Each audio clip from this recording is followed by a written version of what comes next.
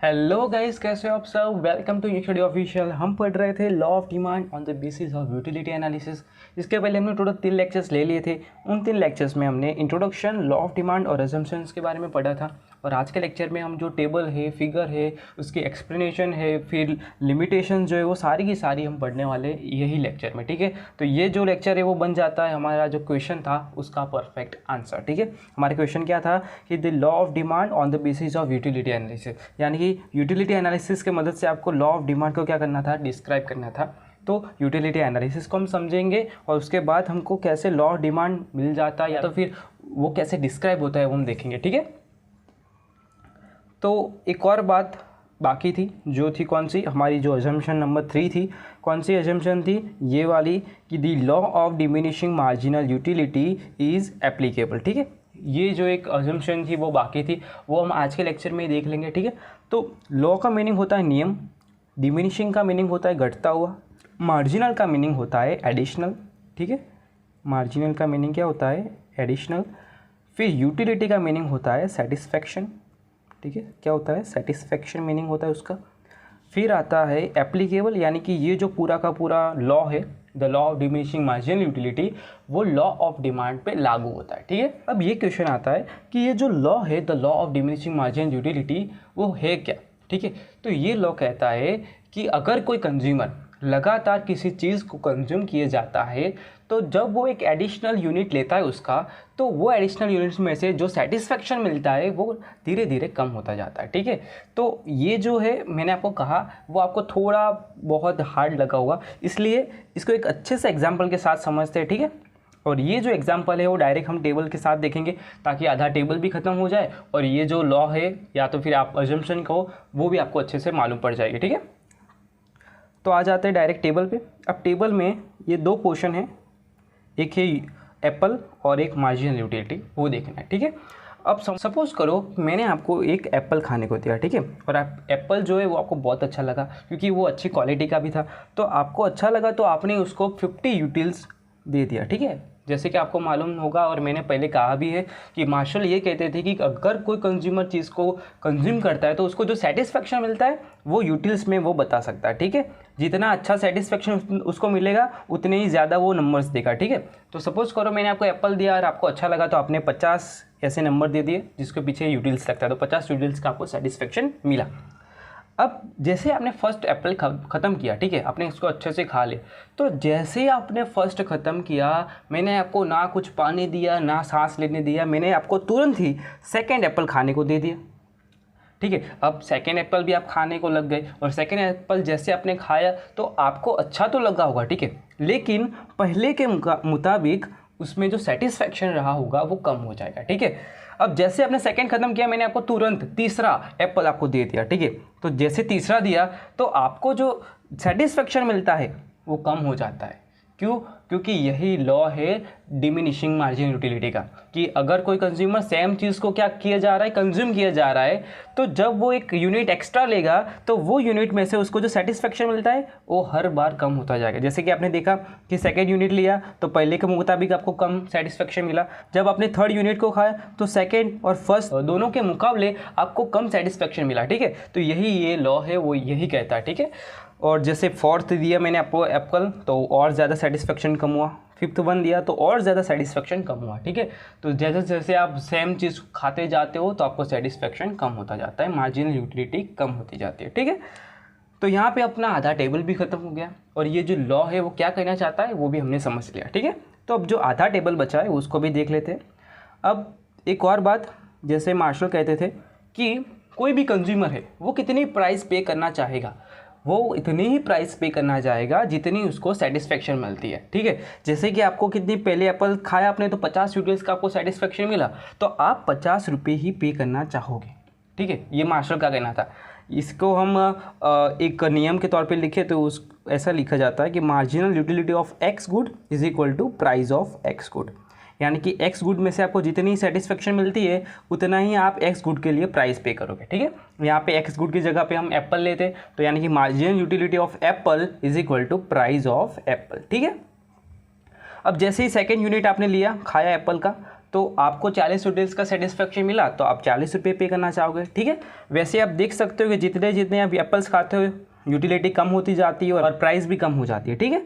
तो हमेशा याद रखना है कि जो यूटिलिटी है और प्राइस है दोनों सेम ही रहेगा, क्योंकि कोई भी कंज्यूमर है उसको अगर कम सेटिस्फेक्शन मिलता है तो वो ज़्यादा प्राइस पे करना कभी भी नहीं चाहेगा, ठीक है। तो यही मार्शल का कहना था। और साइड में आप देख सकते हो डिमांड फॉर एप्पल लिखा है। तो जैसे जैसे आप देख सकते हो कि प्राइस कम होता जाता है, जैसे जैसे प्राइस कम होता जाता है एप्पल की डिमांड क्या हो जाती है, बढ़ जाती है। यानी कि 50 रुपये प्राइस थी तब एक एप्पल ख़रीदना चाहते थे आप, जैसे 40 रुपये हुए तो 2 एप्पल खाओगे, 30 हुई तो 3 एप्पल डिमांड करोगे, वैसे ही 10 रुपये हो जाती है तो 5 एप्पल आप डिमांड करते हो। यानी कि प्राइस कम होती हो, आप डिमांड ज़्यादा करते हो, ठीक है। तो यही 4 पोर्शन है जो अच्छे से आपको शायद मालूम पड़ गए होंगे। अब आ जाते हैं डायरेक्ट फिगर पे। अब ये जो फिगर है वो आप बुक में से भी ड्रॉ कर सकते हो, जैसे उन्होंने ड्रॉ किया है वो टेबल से डायरेक्ट ड्रॉ किया है नंबर्स में।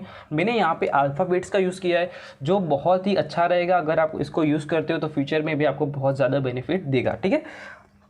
तो अब क्वेश्चन आता है कि सर फिगर कैसे ड्रॉ की जाए। तो फिगर ड्रॉ करने के लिए सिंपल है, आपको यहाँ पे x लिख दो, यहाँ पे y लिख दो, यहाँ पे 0 लिख दो, ठीक है। अब यहाँ पे ये फिगर ड्रॉ कर रहे हो तो x पे आप क्या दर्शा रहे हो, ठीक है, आपने क्या मेजर किया है वो लिखना है। अब x पे आपने क्या लिया था, क्वांटिटी, तो यहाँ पे आप क्वांटिटी लिख दो, ठीक है, पूरा लिखना है। अब यहाँ पे y पे आपने मार्जिनल यूटिलिटी लिया था तो पूरा लिखना है, ठीक है। मैं यहाँ पे SC फैमिली लिख रहा हूँ, आपको पूरा लिख रहा है मार्जिनल यूटिलिटी, ठीक है। इतना लिख देने के बाद आपको एक मेजर ले लेना है। और याद रखिएगा गाइस कि आपको अलग से ग्राफ पेपर दिया जाएगा नहीं, ठीक है। मेरे को जितना पता है 90% नहीं मिलता है, तो आपको डायरेक्ट अपने जो आंसर शीट है उसमें आपको ड्रॉ करना पड़ेगा। तो ठीक है, तो अच्छे से माप ले लीजिएगा, ऐसे पॉइंट्स बना दीजिएगा, ठीक है। तो पहले मैं Q1 Q2 और एक तीसरा पॉइंट होगा जहाँ पे Q3 लिख दो आप। यहाँ पे MU1 लिख दो, MU2 लिख दो, और एक यहाँ पे भी पॉइंट होगा जहाँ पे आपको MU3। याद रखना है कि ये जो क्या है, जो आपके स्पेस है वो स्पेस हमेशा सेम रहनी चाहिए, ठीक है। तो ये तीनों के बीच में सेम रहेगी, ठीक है। इतना हो गया बस, एकदम इजी। अब क्या करना है, ये MU3 को Q1 के साथ, MU2 को Q2 के साथ और MU1 को Q3 के साथ ज्वाइंट कर देना है। अब ज्वाइंट करने के बाद जो भी ऊपर पॉइंट्स बन रहे उसमें से एक लाइन ड्रॉ कर देनी है, किसकी मदद से, स्केल की मदद से करना है, ठीक है। याद रखना है कि पेंसिल का यूज़ करना है और स्केल का यूज़ करना है, और किसी भी चीज़ का यहाँ पे यूज़ करना नहीं है। और यहाँ पे ये जो लाइन बन रही है उसको कहा जाता है कर्व, और जो यहाँ पे कर्व बन रही है वो कौन सी कर्व बन रही है, MU कर्व बन रही है, यानी कि मार्जिनल यूटिलिटी की कर्व बन रही है। तो ऐसी ही फिगर एग्जैक्ट साइड में भी बनेगी, सेम टू सेम साइज़ में, ठीक है। कोई भी चेंजेस नहीं रहेगा। सिर्फ आपको क्या करना है, सिर्फ यहाँ पे प्राइस लिख देना है, जैसे कि आप देख सकते हो, और जो लाइन बन रही है उसको नाम दे देना है DD लाइन, ठीक है। बस ऐसी ही फिगर है और कुछ नहीं है। और जो भी यहाँ पे वो सिर्फ डॉट डॉट डॉट डॉट कर दो आप, तो यहाँ पे आपकी फिगर 110% एक्यूरेटी के साथ यहाँ पे कंप्लीट हो जाएगा, ठीक है। अब हम फिगर को बहुत अच्छी तरीके से सीखने वाले हैं, ठीक है। तो ध्यान से देखिएगा, मैं क्या कह रहा हूँ उसको ध्यान से सुनिएगा। और ये जो एक्सप्लेनेशन है वो हमने टेबल में देखा था वही थी, सिर्फ यहाँ पे फिगर है, बस वही फ़र्क है, ठीक है। तो सपोज़ करो पहला आपने एप्पल खाया, कितना, OQ1 क्वान्टिटी का, ठीक है। OQ1 क्वांटिटी का आपने एप्पल खाया तो आपको इतनी ज़्यादा सेटिस्फेक्शन मिल रही है। यहाँ से आप देख सकते हो कि ये जो लाइन है पूरी ऊपर जा रही है, यहाँ पे टच हो रही है, यानी कि इतनी क्वांटिटी आपने जब खाई तो आपको इतनी ज़्यादा मात्रा में सेटिस्फेक्शन मिली। तो ये वही चीज़ है जो हमने टेबल में सीखी थी कि जब आप पहली क्वांटिटी खाते हो तो आपको बहुत ज़्यादा सेटिस्फेक्शन मिलता है, ये वही चीज़ बताता है, ठीक है। तो यहाँ पे आपको कितनी सेटिस्फेक्शन मिलती है, आप देख सकते हो कि OMU1 सेटिस्फेक्शन मिलती है। तो जितनी सेटिस्फेक्शन मिलती है आप उतनी ही प्राइस पे करना चाहोगे, ठीक है। तो आप देख सकते हो कि OMU1 सेटिस्फेक्शन आपको मिलती थी तो आप OP1 प्राइस पे करना चाहोगे, कितनी क्वांटिटी के लिए, OQ1 क्वांटिटी के लिए। देख सकते हो आप अच्छे से, ठीक है। अब जैसे आपने सेकेंड क्वांटिटी खाई, कितनी, OQ2, ठीक है, इतनी क्वांटिटी आपने खाई एप्पल की, तो एज अ नियम क्या है कि आपकी अब जो मार्जिनल यूटिलिटी है वो कम हो जाएगी, क्योंकि हमने पढ़ा था law of diminishing marginal utility में कि कोई भी कंज्यूमर सेम चीज़ को खाता है तो उसमें जो एडिशनल सेटिस्फेक्शन होता है वो कम हो जाता है। तो यहाँ पे सेटिस्फेक्शन पहले इतना था वो कम हो गया, कितना हो जाएगा, यहाँ पे आ जाएगा कितना, OMU2 पे आ जाएगा, जहाँ से आप देख सकते हो, ठीक है। तो OMU2 पे सेटिस्फेक्शन आता है। अब ध्यान से देखोगे आप कि आपको सेटिस्फेक्शन कितना मिल रहा है, OMU2 और आप प्राइस अभी भी कितनी है OP1 है, तो आप इतनी ज़्यादा प्राइस पे नहीं करोगे क्योंकि सेटिस्फेक्शन देखोगे तो कम है और प्राइस देखोगे तो कितनी है, ज़्यादा है। यहाँ पे देख सकते हो आपको जो सेटिस्फेक्शन है वो इतनी मिल रही है, आप देख सकते हो, ठीक है, और जो प्राइस है वो इतनी है, तो आप इतनी ज़्यादा प्राइस तो पे करना नहीं चाहोगे, तो इसीलिए आप क्या करोगे, जितनी आपको यूटिलिटी मिल रही है उतने ही प्राइस पे करोगे, ठीक है। यूटिलिटी कितनी मिल रही है, ये वाली, तो आप देख सकते हो आप कितनी प्राइस पे करोगे, OP2 प्राइस पे करोगे, कितनी क्वांटिटी के लिए, OQ2 क्वांटिटी के लिए, ठीक है। तो आप ध्यान से देख सकते हो कि OQ2 क्वांटिटी के लिए आप OP2 प्राइस पे करते हो। अब जैसे आपने थर्ड क्वांटिटी खाई, ठीक है, तो जब जैसे आपने थर्ड क्वांटिटी खाई OQ3, ठीक है, इतनी क्वांटिटी आपने खाई, तो पहले कितनी सेटिस्फेक्शन मिलता था, इतना मिलता था, तो ये कम हो के कितना हो जाएगा, इतना हो जाएगा। यहाँ से आप देख सकते हो कि ये यहाँ पे आ रहा है, तो OMU3 आपको सेटिस्फेक्शन मिलेगा। तो अब OMU3 सेटिस्फेक्शन के लिए आपने कितनी प्राइस पे करोगे, जितनी आपको सेटिस्फेक्शन मिल रही है उतनी प्राइस पे करोगे, कितनी, OP3, ठीक है। कितनी क्वांटिटी के लिए, OQ3 क्वांटिटी के लिए, आप देख सकते हो कि OQ3 क्वांटिटी के लिए आप OP3 प्राइस पे करोगे। अब ये जो डॉट्स बन रहे थे वहाँ से आपको एक मिलती है कर्व, जो कुछ इस प्रकार से है, डायरेक्ट सीधी लाइन बन रही है, जिसको MU कर्व बोला जाता है, यानी कि मार्जिनल यूटिलिटी कर्व। ये जो कर्व है वो क्या बताता है कि कोई भी कंज्यूमर सेम जिसको कंज्यूम किया जा रहा है तो उसमें जो सेटिस्फेक्शन मिलता है वो कम होता जाता है, ठीक है। आपने देखा होगा, देखो आप जैसे जैसे आप क्वांटिटी बढ़ा रहे हो, आगे जा रहे हो, तो आपकी जो सेटिस्फेक्शन है वो कम होती जाती है, ठीक है। और जब आप बाजू में देखोगे ये वाली फिगर पे, अब ये फिगर में आप देखोगे तो आपको एक DD कर्व मिल रही है। अब ये जो DD कर्व है वो क्या है, हमने जो पढ़ा था वही है कि जब जब प्राइस क्या होती है, कम होती है। आपने देखा था OP1 थी तो आप OQ1 क्वांटिटी परचेस करते थे, लेकिन जैसे ही प्राइस कम हुई, कितनी हुई, OP2, तो आपने क्वांटिटी परचेस भी बढ़ा दी, यानी कि डिमांड भी बढ़ा दी। जैसे ही प्राइस और कम हुई तो आपने और ज़्यादा खरीदना चाहा, तो यहाँ पे ऑटोमेटिकली हमने क्या किया, सिर्फ मार्जिन यूटिलिटी को समझा और ऑटोमेटिकली हमको एक लॉ ऑफ डिमांड की डिमांड कर्व यहाँ पे आपको मिल जाती है, ठीक है। तो यही जो हमारा क्वेश्चन था वहाँ पे हमको समझ में आ गया पूरा कि यूटिलिटी के एनालिसिस की मदद से हमको कैसे लॉ ऑफ डिमांड मिलता है, ठीक है। तो आशा करता हूँ यहाँ पे तो आपको अच्छे से समझ में आ गया होगा। अब छोटा सा पोर्शन बाकी है, वो कौन सा है, वो लिमिटेशन का पोर्शन बाकी है, वो अच्छे से फटाफट हम कंप्लीट कर देंगे, ठीक है। तो पहली लिमिटेशन क्या है कि ये जो लॉ ऑफ डिमांड है वो इन्फीरियर गुड्स पे काम नहीं करता है। तो लॉ ऑफ डिमांड क्या है कि जब प्राइस इंक्रीज होती है तब डिमांड डिक्रीज हो जाती है, और जब प्राइस डिक्रीज होती है डिमांड इंक्रीज हो जाती है, ठीक है। यही लॉ ऑफ डिमांड है, लेकिन ये इन्फीरियर गुड्स पे काम नहीं करता, यानी कि जब इन्फीरियर गुड्स की प्राइस कम होगी तब उसकी डिमांड भी क्या हो जाएगी, कम हो जाएगी।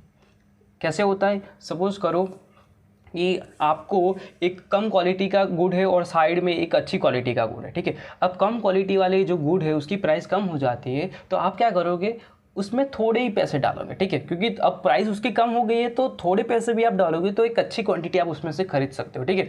लेकिन आपकी जो बिग पोर्शन है इनकम का, वो कहाँ पे आप डालोगे, जो भी पैसे बच रहे हैं वो आप एक अच्छे क्वालिटी वाले गुड्स में डालोगे, ठीक है। यानी कि आप इन्फीरियर गुड्स को कम परचेस करोगे जब उसकी प्राइस कम हो जाएगी। अब जो सेकंड लिमिटेशन है वो क्या है, प्रेस्टिजियस गुड। अब यहाँ पे ये जो गुड्स है वो कौन से, जिसकी मार्केट में और सोसाइटी में बहुत ज़्यादा वैल्यू होती है। जैसे कि मैं आईफोन ले लूँ, ठीक है, आईफोन जब कोई अपने पॉकेट में से निकालता है तो लोग समझ लेते हैं कि ये बहुत क्या अमीर इंसान है, ठीक है। तो जब एप्पल की प्राइस क्या होगी, बढ़ेगी, तब उसकी डिमांड कम होने की जगह पे उसकी डिमांड भी बढ़ जाएगी। क्यों, क्योंकि लोग अब उसको ज़्यादा परचेस करेंगे। कौन से लोग, जो अमीर लोग हैं, क्यों, क्योंकि वो अपना स्टेटस अच्छा करना चाहते हैं, अच्छा रखना चाहते हैं, ठीक है, इसीलिए तो वो लोग ज़्यादा परचेस करेंगे। और जब प्राइस कम हो जाती है एप्पल की, तब मिडिल क्लास के लोग भी इसको परचेस कर पाएंगे, और इसी के लिए जो अमीर लोग हैं वो इसको कम परचेस करेंगे, क्योंकि उनको लगता है कि ये तो अभी बेसिक चीज़ हो गई, सबके पास होती है, ठीक है। तो इसी के लिए जब उसकी प्राइस कम होती है तो उसकी डिमांड भी कम हो जाती है, और प्राइस बढ़ती है तो उसकी डिमांड भी बढ़ जाती है, ठीक है। फिर आती है तीसरी लिमिटेशन, क्या कि मेजरमेंट ऑफ यूटिलिटी। हमने देखा था कि मास्टर का कहना क्या था कि आपको जो भी सेटिस्फेक्शन मिलता है वो आप यूटिल्स में बता सकते हो, ठीक है, जैसे कि 50 यूटिल्स, 40 यूटिल्स, 30 यूटिल्स, ठीक है। लेकिन एक्चुअल रियलिटी में ऐसा होता है? रियलिटी में तो ऐसा कुछ नहीं होता है। मैंने आपको एक एप्पल खाने को दिया तो आप नहीं बोलोगे कि सर मेरे को 50 यूटिल्स का सेटिस्फेक्शन मिला है, आप बोलोगे कि सर मुझे बहुत अच्छा लगा, ठीक है, ऐसा बोलोगे, आप नहीं बोलोगे कि 50 यूटिल्स का सेटिस्फेक्शन मिला। तो ये जो है वो एक्चुअल रियलिटी में एक्सिस्ट करता नहीं है। तो ये भी एक लिमिटेशन हो जाती है मार्शल की। अब जो फोर्थ लिमिटेशन है वो क्या है कि मार्जिनल यूटिलिटी ऑफ मनी।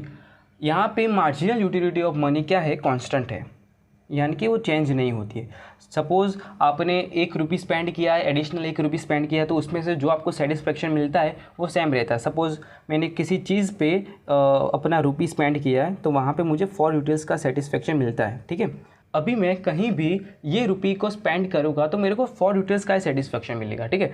तो ऐसा तो एक्चुअली में नहीं होता। अगर कोई चीज़ अच्छी है, अगर मैं वहाँ पे अपने पैसे स्पेंड कर रहा हूँ तो मुझे उससे ज़्यादा सेटिस्फेक्शन मिलेगा। कोई चीज़ मेरे को कम पसंद आती है और उसमें मैं स्पेंड करता हूँ तो वहाँ से मुझे कम सेटिस्फेक्शन मिलेगा, ठीक है। तो ऐसा होता है। ये मार्जिनल यूटिलिटी ऑफ मनी क्या है, मैंने ऑलरेडी समझा के रखा है आपको बहुत अच्छे से, तो आगे के लेक्चर्स आप देख सकते हो, ठीक है। तो यहाँ पे एक्चुअली में कांस्टेंट नहीं रहता है, जैसे मार्शल ने कहा था। वो एक्चुअली में क्या होता है, हर जगह पे, हर क्वांटिटी पे, हर गुड पे बदलता रहता है, ठीक है। फिर आती है 5वीं लिमिटेशन, कौन सी, एब्सोल्यूट प्रेजेंटेशन। अब यहाँ पे जो मार्शल है वो एब्सोल्यूट डिमांड की बात कर रहे हैं। कौन सी, एब्सोल्यूट डिमांड। अब एब्सोल्यूट डिमांड क्या है, एब्सोल्यूट डिमांड यानी कि किसी भी चीज़ की डिमांड उसके खुद के ऊपर ही डिपेंड होती है। यानी कि सपोज़ मैंने चाय ली, ठीक है, 1 कप चाय ली, तो वो चाय की जो डिमांड है वो 1 कप चाय पे ही डिपेंड होगी, ठीक है। लेकिन एक्चुअली में ऐसा नहीं होता। जो चाय की डिमांड है वो शुगर की प्राइस क्या है, ठीक है, मिल्क की प्राइस क्या है उस पर भी डिपेंड होता है। साथ ही साथ चाय पत्ती की प्राइस क्या है उस पर भी डिपेंड होता है, ठीक है। तो ये भी एक लिमिटेशन हो जाती है। जैसे मार्शल ने कहा था कि एब्सोल्यूट डिमांड होती है, लेकिन एक्चुअली में ऐसा नहीं होता। वो डिमांड जो है वो इंडिपेंडेंट नहीं होती, वो डिपेंडेंट होती है, ठीक है। एक आखिरी लास्ट लिमिटेशन है, वो क्या है कि जहाँ पे लिखा है अदर लिमिटेशन। अदर लिमिटेशन में आप इनकम इफेक्ट भी लिख सकते हो। क्या, इनकम इफेक्ट। इनकम इफेक्ट क्या होता है कि जब इंसान की इनकम बढ़ जाती है तो वो ज़्यादा चीज़ों को कंज्यूम करता है, और जब उसकी इनकम कम हो जाती है तो वो कम चीज़ों को कंज्यूम करता है, ठीक है। यानी कि उसकी डिमांड भी वहाँ पे कम हो जाती है। लेकिन ये चीज़ तो मार्शल ने ध्यान में ली नहीं थी, तो यही मार्शलियन लॉ ऑफ डिमांड की एक लिमिटेशन हो जाती है, ठीक है। साथ ही साथ सब्स्टिट्यूशन इफेक्ट भी यहाँ पे नहीं लिया था। जैसे हमने अजम्पशन में देखा था कि सब्स्टिट्यूशन इफेक्ट को उन्होंने कांस्टेंट ले लिया था, लेकिन एक्चुअली में ऐसा भी नहीं होता है, ठीक है। आप अजम्पशंस वाले लेक्चर को देख लोगे, वहाँ पे आपको अच्छे से पता चल जाएगा, ठीक है। तो ये सारी अदर लिमिटेशन भी आती हैं। तो इसके बाद भी बहुत सारे ऐसे लॉ आए डिमांड के ऊपर, वो हम पढ़ेंगे। उसमें से एक है इंडिफरेंस का, तो नेक्स्ट लेक्चर में से हम वो इंडिफरेंस का वाला पूरा का पूरा टॉपिक अच्छे से समझने वाले। तो अभी से चैनल को क्या कर देना है, अच्छे से सब्सक्राइब कर देना है, बेल आइकन को भी दबा देना है, ताकि और भी नोटिफिकेशन आपको मिलती रहे, ठीक है। और कोई भी डाउट आ रहा है इस टॉपिक पे तो आप अच्छे से कमेंट कीजिए, मैं अच्छे से अच्छा आंसर देने की कोशिश करूंगा, और आपकी जो डाउट है वो सारे के सारे कंप्लीट कर दूंगा, यानी कि क्लियर कर दूंगा, ठीक है। तो मिलते हैं नेक्स्ट लेक्चर में। तब तक के लिए जलसा कर जो, आओ जो, बाय बाय।